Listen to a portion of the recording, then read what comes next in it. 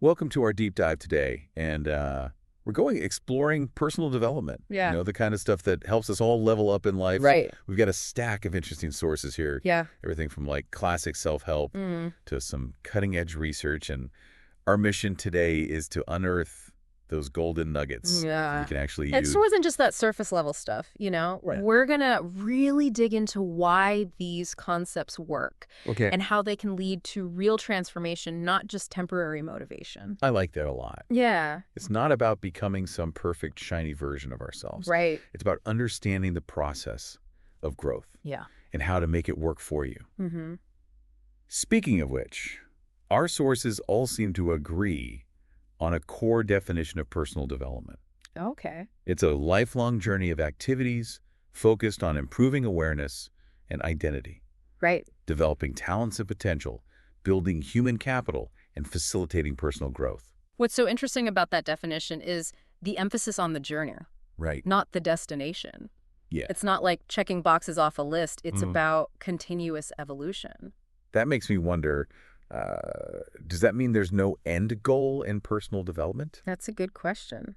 Yeah. Is it all about constant striving? That's a question a lot of people grapple with. Yeah. Some sources suggest that the goal is to become the best version of yourself, but even that is an evolving target. Right. Your best self today Yeah. might look different from your best self 5 years from now. I see what you mean. Yeah. So how do we even navigate this journey without feeling lost or overwhelmed?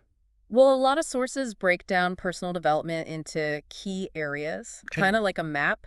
So what are some of the landmarks on this map? Think of areas like self-awareness, Okay. goal setting, skill development, emotional intelligence, mindfulness. So that's a lot. Building relationships, prioritizing well-being, Yeah. and discovering your purpose. It sounds like I need a personal development deep dive. Well, that's why we're here. Yeah. We'll break it down piece by piece. Yeah. For example, take self-awareness. Okay. It's often presented as a starting point because it's about understanding your strengths, Right. weaknesses, values, motivations. Makes sense. But here's what's fascinating. One of the studies we have actually found a link between self-awareness and increased income. They discovered that people who are more self-aware tended to make better career choices, leading to higher earning potential. Well, that's not a benefit you hear about every day. Right. Okay, so we've got this map with all these different areas. What's the next step? That's where goal setting comes in. Okay. It's about using your self-awareness to create a roadmap for your personal development journey. So it's not just about saying, I want to be more confident. Right. It's about figuring out specific actions Exactly. that will actually move you towards that goal. And that's where some of the more interesting techniques come into play. Okay. One source discussed a method called backward planning. Okay. You start with your ultimate goal Yeah. and then work backward, breaking it down into smaller, more manageable steps. That makes a lot of sense. It's like planning a trip. Exactly. They don't just jump in the car and start driving. Right. You map out the route Mm-hmm. and figure out the stops along the way. Precisely. So as you progress on this journey, you'll naturally need to develop certain skills Yeah. to reach those goals. Right. Like if I want to become a better communicator, Yeah. I might need to take a public speaking class or practice active listening techniques. Exactly. So skills development is next. Yes, and remember, it's not just about acquiring new skills. Uh-huh. It's also about honing existing ones. Right. And identifying those that might be holding you back. Okay, so we've got self-awareness, goals, and skills. Mm-hmm. What's next? Emotional intelligence always seems to be a big one. It's often described as the ability to understand and manage your own emotions and empathize with others. Yeah. It's like the secret sauce for successful relationships Right. and navigating challenging situations. What about when things get really tough? Yeah. How does personal development help us deal with setbacks or stress? Okay. Is it just about thinking positive thoughts? There's a lot more to it than that. Okay. One of our sources really dives deep into the concept of resilience. Okay. They argue that true resilience isn't about avoiding negative emotions. Huh. It's about developing the ability to bounce back from them. Okay, so that's where mindfulness comes in. Yeah. I've heard a lot about that lately, Right. but honestly, it all sounds a bit woo-woo to me sometimes. There's definitely a lot of hype around mindfulness, Yeah. but the core principle is simple. Okay. It's about paying attention to the present moment without judgment. Okay. Our sources suggest this can be helpful for managing stress, improving focus, and even fostering emotional regulation. So it's not just about sitting on a meditation cushion chanting, Right. There are practical applications. Absolutely. Yeah. One source even discussed how practicing mindfulness can help us become more aware of our thought patterns, especially the negative ones, Yeah. that can lead to stress and anxiety. Yeah. By simply observing those thoughts, we can start to detach from them Interesting. and choose more helpful ways of thinking. It sounds like there's a lot more to mindfulness than meets the eye. Right. And this brings us to the next key area, Okay. which is about building healthy relationships. Okay. It's about learning to communicate effectively, Yeah. set boundaries, and cultivate empathy. This is an area I think a lot of us could use some help with, especially in today's world, Yeah. where it's so easy to get caught up in online interactions Right. and lose sight of real human connection. One of the studies actually found that strong social connections were a bigger predictor of happiness than wealth or status. Wow, really? They discovered that people who had close, supportive relationships Yeah, tended to be happier and healthier overall. that makes a lot of sense. So where does well-being fit into all of this? Well-being. Yeah. Is it just about eating our veggies and getting enough sleep? It's about understanding that your physical, Right. mental, and emotional health are all interconnected. Yeah. One source discussed the concept of lifestyle medicine, Okay. which emphasizes making sustainable changes to your diet, exercise routine, sleep habits, and stress management techniques. So it's not about quick fixes or fad diets. Right. It's about building a foundation for long-term health and well-being. And this leads us to the final key area, Okay. which is discovering your purpose. Ah, yes. The big question, what's my purpose in life? Right.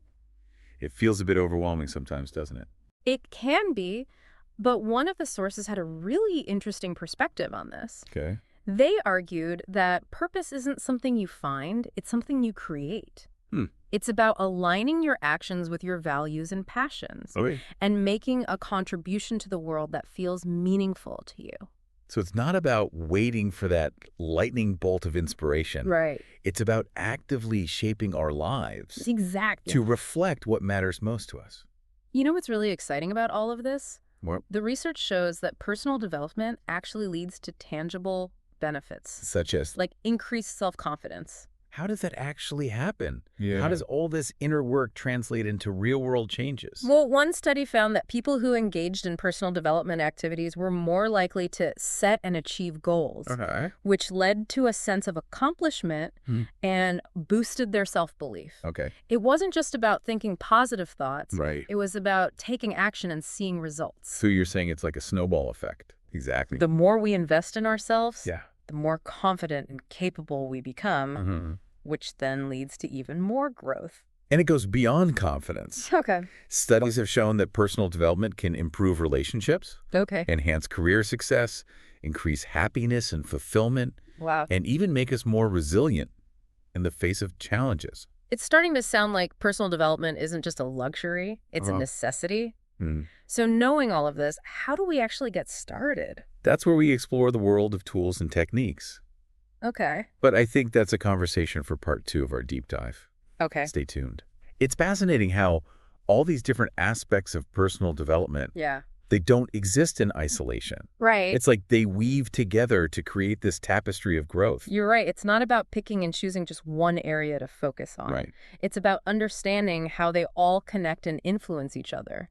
Exactly. For instance, you can't really set effective goals without a solid understanding of yourself, your values, and what you truly want to achieve. And developing those self-awareness muscles, that often comes from things like mindfulness Right. or working on our emotional intelligence, right? That's the beauty of it. As you delve deeper into one area, Yeah, you naturally start to see the connections to others. I see it. It becomes this interconnected web of growth. Okay, so we've established that personal development is this multifaceted journey, Right. but let's get practical. Yeah. You teased us at the end of the last section about all the tools and techniques out there. Right. Where do we even begin? Well, one of the most traditional approaches is, of course, reading. Right. Right. But how do we sift through all the noise? Yeah. There's so much out there. Right. It can be overwhelming. One of the sources actually address this. Okay. They emphasize the importance of being discerning about the information you consume. Okay. Look for authors or experts who have a solid track record. And whose values align with yours. Yeah. And who present evidence-based approaches rather than just feel-good platitudes. That's a great lift. It's like anything else in life. Yeah. Right. Quality over quantity. Exactly. But sometimes even with the best books, Yeah. it can be hard to put those ideas into practice. That's where coaching or mentorship can be incredibly valuable. Right. Having someone to provide personalized guidance, Yeah. support, and accountability can make a huge difference. It's like having a personal trainer for your mind and spirit. Exactly. Someone to help you stay on track All right. and push you beyond your comfort zone. And there are so many different types of coaching available these days, Yeah. from life coaching to career coaching to relationship coaching. Mm-hmm. It's all about finding someone who specializes in the areas you want to work on. And what about those of us who thrive in group settings? Yeah. Are there options for personal development that involve connecting with others? Absolutely. Workshops and seminars are a fantastic way to learn new skills. Gain different perspectives and connect with like-minded individuals. It's like a concentrated dose of personal development. Right. Where you can immerse yourself in a particular topic and learn from experts and peers alike. And of course, we can't forget about the vast world of online courses. Right. Those are everywhere. These offer flexibility and convenience, Yeah. allowing you to learn at your own pace and on your own schedule. It's like having a personal development library at your fingertips. Exactly. You can choose from a wide range of topics and explore areas that pique your interest. And then there are practices like journaling, Right. which can be incredibly powerful for self-reflection and processing emotions. Yeah. One of the sources described journaling as a way to dialogue with yourself, Well, to uncover hidden beliefs and patterns that might be holding you back. it's like having a conversation with your inner self. A Exactly. space to explore your thoughts and feelings without judgment. And speaking of practices, mindfulness techniques like meditation, yoga, and deep breathing exercises Right. can be incredibly helpful for managing stress, Yeah. cultivating self-awareness, and promoting emotional regulation. You mentioned mindfulness before. Yeah. Is there a particular technique from our sources that stands out? One source discussed a simple but effective mindfulness practice called body scan meditation. Okay. It involves bringing your attention to different parts of your body, Right. noticing any sensations without judgment. Okay. They explain that this practice can help you become more aware of your physical state, Yeah. which can be helpful for managing stress and anxiety. That sounds like something anyone could try. Right. Even if they're new to mindfulness. Exactly. And remember, the key is to find tools and techniques that resonate with you Yeah. and fit your individual needs and learning style. So it's not about finding the one right way. Right. It's about creating a personalized toolkit for personal development. Precisely. Now let's dive deeper into those deeper areas of personal development Okay. we touched upon earlier. Right. Remember, cognitive, emotional, social, spiritual, and physical development? Yes. I'm curious to explore these further. Okay. They felt a bit rushed last time. Let's start with cognitive development. Okay. This isn't just about becoming smarter. Okay. It's about enhancing your thinking skills, Right.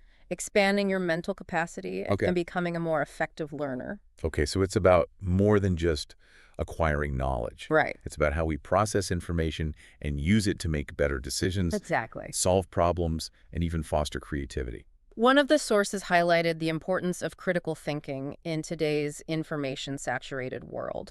They argued that we need to be able to evaluate information, Right. identify biases, and form our own conclusions rather than blindly accepting what we read or hear. That's so crucial in the age of fake news and social media echo chambers. Right? We need to be able to think for ourselves. Right. And not be swayed by misinformation. Absolutely. And then there's problem solving. Right. Life throws curveballs at all of us, and it's how we respond to those challenges that determines our growth. I like how one of the sources framed problem solving as a skill, not just an innate talent. Right. They argued that anyone can become a better problem solver with practice. Exactly. And by adopting certain strategies. They even suggested specific techniques, Right. like breaking down complex problems into smaller, more manageable parts, Okay. brainstorming multiple solutions, Yeah. and even seeking out diverse perspectives to gain fresh insights. So it's not about having all the answers. Right. It's about being resourceful and adaptable. And that adaptability is closely linked to what many sources call learning agility. Yeah. It's about being open to new experiences, Yeah. acquiring knowledge quickly, and being comfortable with change. That makes a lot of sense in today's rapidly evolving world. Right.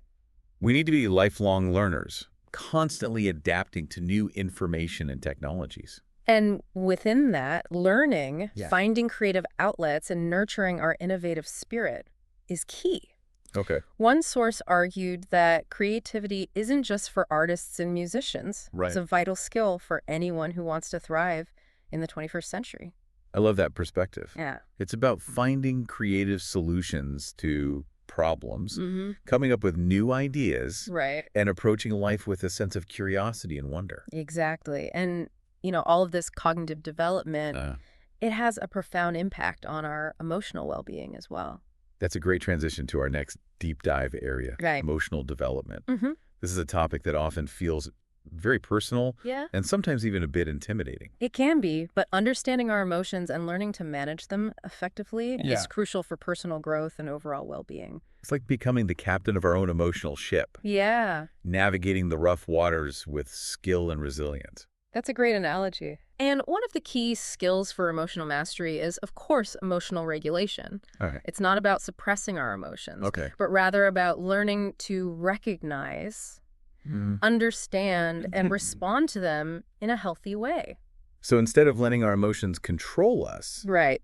we learn to control our response to them. Precisely. One of the sources described it as developing a pause button between a stimulus and our reaction. That makes sense. It's about creating space to choose how we want to respond, rather than simply reacting impulsively. That pause button sounds incredibly valuable, especially in heated moments. Absolutely. But how do we develop that ability? Well, mindfulness practices can be helpful, as we discussed earlier. Yeah. But there are other techniques as well, Okay. such as cognitive reappraisal, where you challenge negative thought patterns, and developing coping mechanisms for dealing with stress. So it's about having a toolbox of strategies to draw from when those challenging emotions arise. And as we become more adept at managing our own emotions, we also become more attuned to the emotions of others. You're talking about empathy now. Yes. Empathy is the foundation for compassion Okay. and strong, healthy relationships. Yeah. It allows us to connect with others on a deeper level and build a sense of understanding and support. I remember one of the sources emphasizing that empathy isn't just about feeling sorry for someone. Right. It's about actively trying to see the world from their perspective, Mm-hmm. even if you don't agree with their actions or beliefs. Right. It's about recognizing the shared humanity that connects us all, despite our differences. Yeah. And, just as important as empathy for others is empathy for ourselves. Self-compassion. Exactly. One source argued that self-compassion is the antidote to self-criticism, which can be so damaging to our self-esteem and overall well-being. They even suggested specific practices for cultivating self-compassion. Yeah. Like writing a letter to yourself from the perspective of a loving friend. Mm-hmm. Or practicing affirmations that focus on self-acceptance rather than self-judgment. Those are great examples. Yeah. And from that place of self-compassion, Yeah. it becomes easier to practice forgiveness. Forgiveness both for ourselves and for others. That can be a tough one. It can be incredibly challenging. Yeah. But one of the sources had a powerful perspective on forgiveness. They argue that it's not about condoning someone's actions. Right. It's about releasing the burden of anger and resentment that we carry within ourselves. So forgiveness is ultimately an act of self-care. Exactly. It's about freeing ourselves from the pain of the past so we can move forward. And that ability to move forward, even when faced with adversity, is what we call resilience. Resilience seems to be a theme that runs through all these areas of personal development. It is. It's about bouncing back from setbacks, learning from our mistakes, and growing stronger through challenges. One of the sources made a distinction between resilience and simply being tough or stoic. Okay. They argued that true resilience involves acknowledging our pain, processing our emotions, and seeking support when needed. So it's not about pretending that everything is okay. Right. It's about having the courage to face our difficulties and the wisdom to know when to ask for help. Exactly. And, as we develop emotional resilience, it strengthens our ability to connect with others and navigate the complexities of social life. That's a great segue into our next area, social development. This is about more than just being popular or having lots of friends, right? Right. It's about developing the skills and awareness we need to build healthy relationships. Right. Communicate effectively and contribute to our communities in meaningful ways. So it's about understanding the dynamics of human interaction, learning to navigate social situations with grace and confidence, and using our social skills to make a positive impact on the world. Exactly. One of the sources highlighted the importance of communication skills as the foundation for strong relationships. They emphasized that effective communication involves not just speaking clearly, but also listening actively, being present in the moment, and being sensitive to the nonverbal cues of others. That's like learning a new language. Exactly. The language of human connection. And just as important as communication skills are interpersonal skills. Okay. Those qualities that allow us to interact effectively with others, Right. resolve conflicts constructively, Yeah. and work collaboratively towards common goals. One of the sources talked about the importance of developing our emotional intelligence to enhance our interpersonal skills. Right. They argued that understanding and managing our own emotions makes us more empathetic and better able to navigate the emotional landscape of relationships. That makes a lot of sense. Yeah. And then there's leadership, which isn't just about holding a formal position of power. Right. It's about inspiring and motivating others, taking initiative and creating a shared vision. I liked how one source distinguished between leadership and management. Yeah. They argued that management is about getting things done efficiently, Right. while leadership is about inspiring people to achieve great things. And that inspiration often stems from authenticity and integrity, qualities that are developed through personal growth. That's a great point. You can't really inspire others if you're not living in alignment with your own values.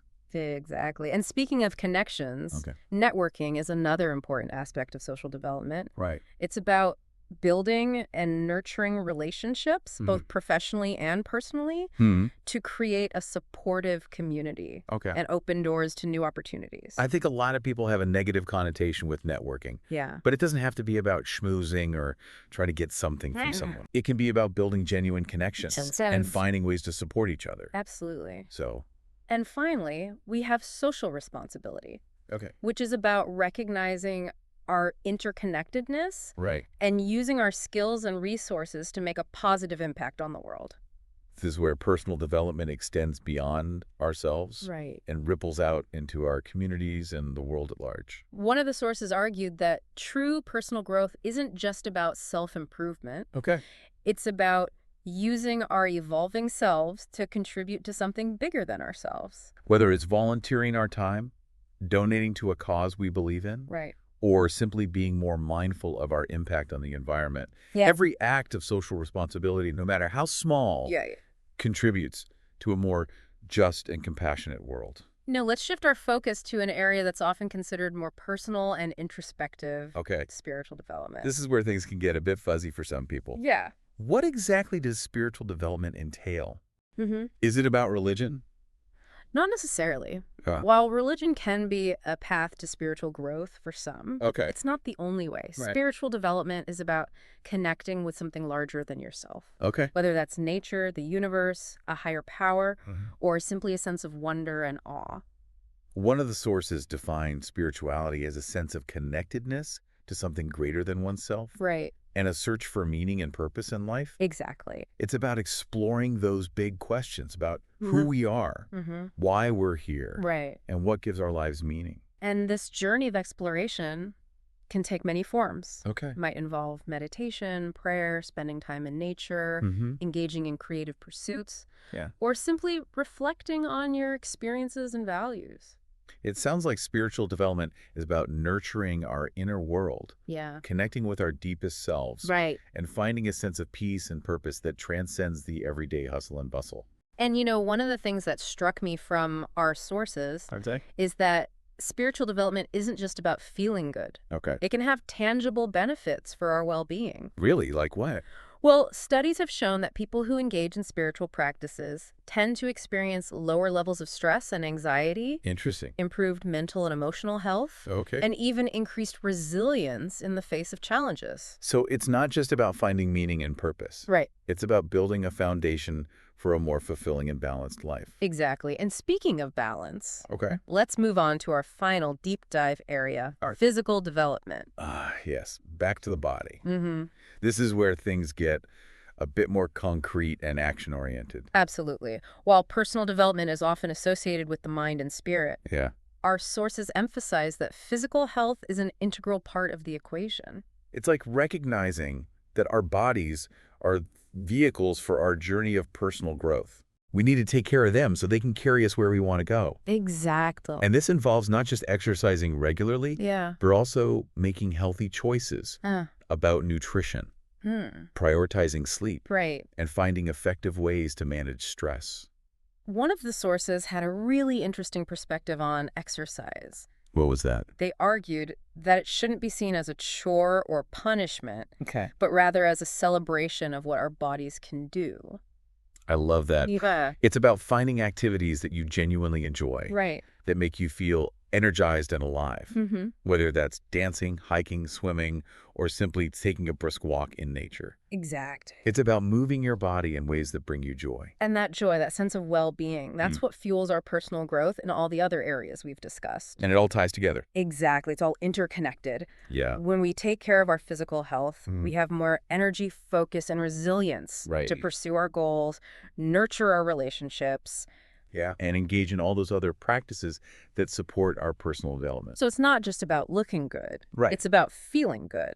Both physically and mentally. Precisely. And you know what's really fascinating is that research has shown a strong link between physical health and cognitive function. Really? One study found that regular exercise can actually improve memory, attention, and even creativity. Wow. So working out isn't just good for our bodies. It's good for our brains, too. Absolutely. And it's not just exercise.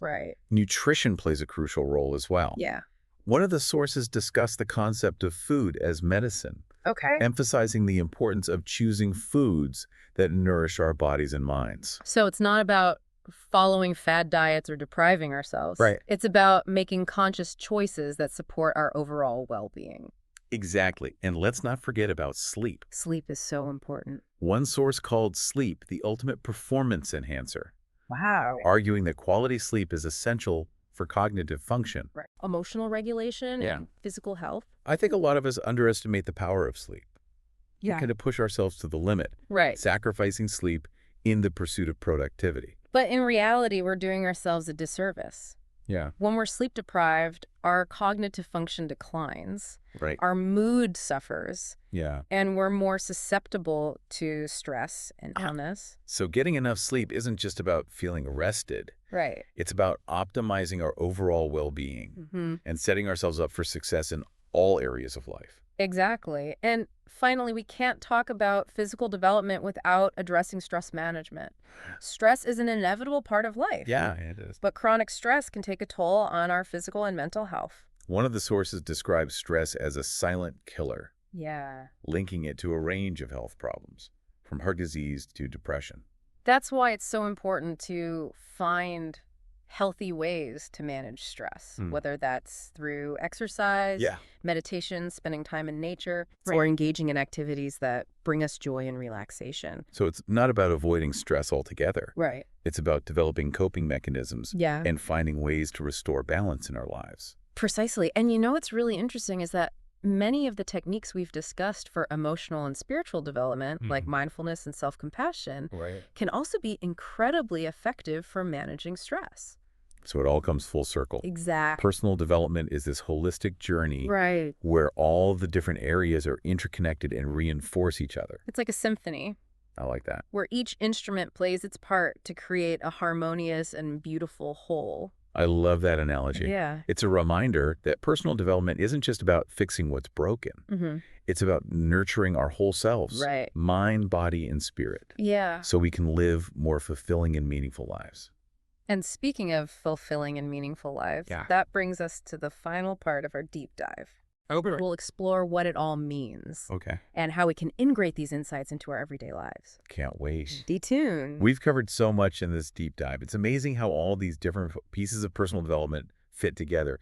But now I'm thinking, what does it all actually mean for us, in our everyday lives? That's the million-dollar question, isn't it? How do we take all this theory and actually put it into practice in a way that feels real and sustainable? Right, because it's easy to get all inspired by these ideas, but then life kicks in. Work deadlines, family commitments, never-ending to-do list. Absolutely. How do we make personal development a priority when there's so much competing for our attention. Well, one of the sources had a really interesting perspective on this. They said it's not about adding more to our already packed schedules. Yep. It's about making small but meaningful shifts in our mindset and habits. So it's not about suddenly becoming a meditation guru or marathon runner. Right. It's about finding ways to just weave personal development into our daily lives. Yeah. Exactly. They even suggested some really practical strategies, for example. Instead of trying to overhaul your entire diet overnight, Right. just focus on adding one more serving of fruits or vegetables to your meals each day. That's a much more manageable approach. Right. It's about setting realistic goals and focusing on progress, not perfection. Exactly. And it's about finding ways to make personal development enjoyable, Yeah. not just another chore on your to-do list. Right. If you hate going to the gym, don't force yourself. Find an activity that you genuinely enjoy. Right. Maybe it's dancing, hiking, or just taking a walk in nature. I love that it's about making personal development a part of your life, not a separate thing that you have to carve out time for. And another point that came up in several of the sources is the importance of self-reflection. Okay, what kind of self-reflection? Like taking time to pause, step back, and ask yourself some key questions. What kind of questions? Like, what's working well in my life right now? What areas could use some improvement? What am I grateful for? What are my goals for the future? Those are great questions. It's like taking inventory of your life. Yeah. Checking in with yourself to see where you're at and where you want to go. And you don't have to do this every day. Right. But maybe once a week or even once a month, carve out some time for yourself to reflect on your journey and make adjustments as needed. It's like having regular checkups with yourself. Exactly. Making sure you're on track and making progress toward your goals. Speaking of goals, remember that personal development isn't a race. Mm-hmm. There's no finish line. Right. It's about enjoying the journey and celebrating those small wins along the way. That's a really important point. It's easy to get caught up in the idea of, becoming something more confident, more successful, more whatever. Right. But really, it's about embracing where we are right now and appreciating the process of growth. Right. And what's really interesting is that several of the sources emphasize the importance of embracing our imperfections. Right. They argue that our flaws and mistakes are not something to be ashamed of, but rather opportunities for learning and growth. So it's not about striving for some unattainable ideal of perfection. Right. It's about being kind to ourselves, accepting our imperfections. Exactly. And focusing on becoming the best versions of ourselves, not some idealized version of someone else. And I think one of the most important takeaways from this whole deep dive is that personal development is not a solo pursuit. Oh, that's so true. It's about connecting with others, building relationships, and supporting each other on this journey. One of the sources even suggested finding a personal development buddy. Okay. Someone you can share your goals with, hold each other accountable, and celebrate each other's successes. That's a great idea. It's like having a workout buddy for your mind and spirit. Right. And it's not just about those one-on-one connections. There are so many amazing communities out there, online and in person, where people are coming together to support each other's personal growth. That's something I really appreciate about the personal development world. There's a sense of shared purpose, a recognition that we're all in this together. Absolutely. And as we wrap up this deep dive, I want to emphasize that personal development is a lifelong journey. It's not something you do for a few months and then check off your list. It's an ongoing process of learning, evolving, and becoming. Right. It's about embracing the adventure of life with curiosity, enthusiasm, and a commitment to growth. And it's about remembering that you have the power to shape your own journey. You are not a product of your circumstances. You are the architect of your own life. That's such an empowering message. It's a reminder that personal development is not about becoming someone else.